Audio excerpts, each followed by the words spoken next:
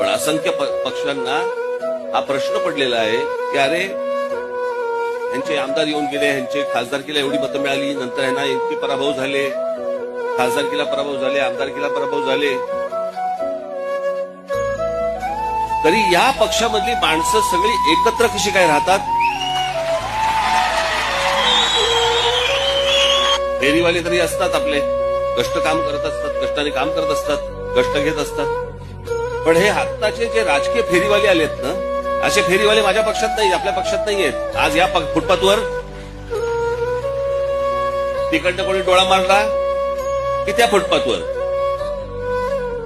हे असले राजकीय फेरीवाले आपल्याला नाही उभे करायचे आहेत. आपल्याला जे बांधायचे, आपण खणखणीत दुकान बांधू, फेरीवाले नाही होणार.